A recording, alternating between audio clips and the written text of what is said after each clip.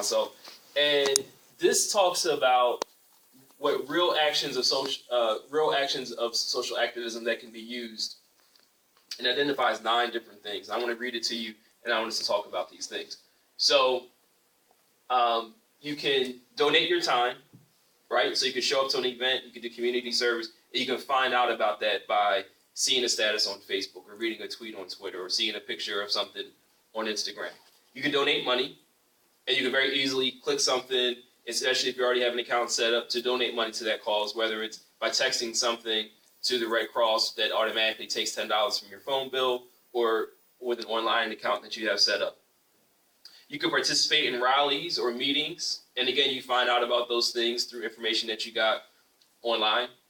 You can participate in fundraising activities. So unlike the thing where you're just donating with your phone, you're going to an activity. So it's an award ceremony where you're buying a ticket, or it's a bowl-a-thon where you're paying $20 to go bowling.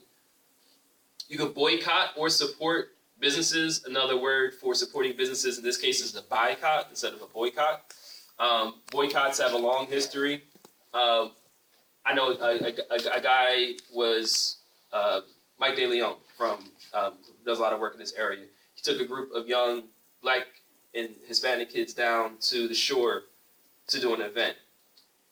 And there were maybe 30 kids in this pizza shop, and they were acting their age. They were 13, 14, 15 years old.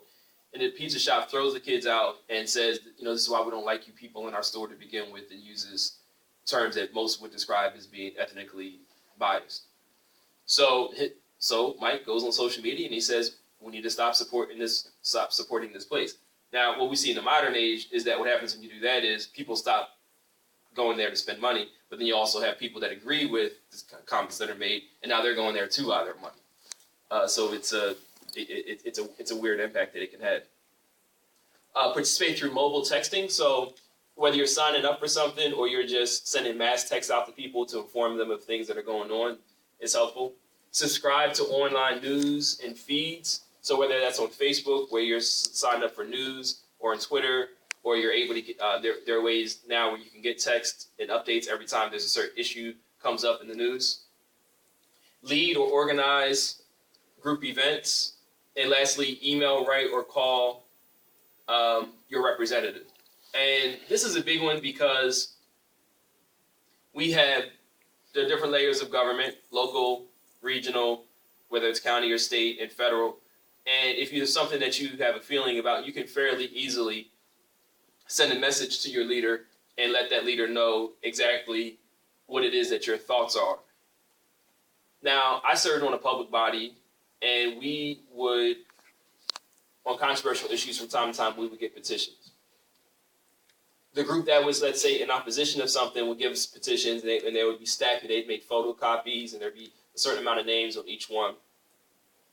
And then at times, the group that was in favor of what it was, they would get petitions too. Now there are a few interesting things about the petitions. So one was, sometimes you have a person that's really devoted and dedicated to the issue, really a really strong advocate for it, that's getting the petition signed. What the person will do is they'll have on the top a description of what the issue is, and they'll have it lined on the first page 1 to 20, and then on the second page 21 to 60. But if the second page doesn't say what the cause is, because it was a list of nothing but lines where people are writing their name, their number, and things. I heard people say, "Oh well, we can't count these petitions. These petitions don't mean anything to us because only the first page has it, so people didn't actually know what they were signing up for."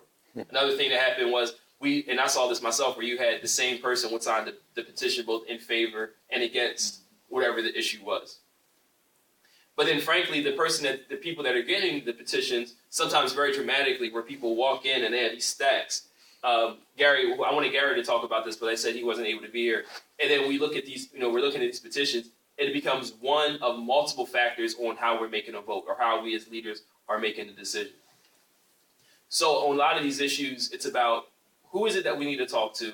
What message do we need to deliver? How many people can we get excited? And then how do we follow up to make sure that whatever our goal is has been received, and see and if there are any lessons to learn from it. So I'm going to go back to this, but since I'm being recorded, I want to go through this really quickly, even though it looks like a lot. So this is somewhat in opposition to the modern social media tools of organizing. These are the 10 rules of community organizing that date back to the early 60s, back when poor people were being mistreated in Chicago. And very quickly, because I know maybe you can't necessarily read it, I just want to read through them. So these are the 10 rules. Number 1, nobody's going to come to the meeting unless they've got a reason to come to the meeting. 2, nobody's going to come to a meeting unless they know about it. 3, if an organization doesn't grow, it will die. 4, anyone can be a leader. Asterisk. 5, the most important victory is the group itself. So just the idea of a group existing is a victory in itself, because it's hard to get groups together, especially for a long period of time. Sometimes winning is losing. So you think you have a victory, but in fact you do not. Sometimes winning is winning. So you think you have a victory, and you actually do. 8, if you're not fighting for what you want, you don't want enough. 9, celebrate. When you have a victory, you celebrate. And then 10, have fun. So let's take some joy in the fact that we have these victories. All right. You can stop it. All right. So I just want to open up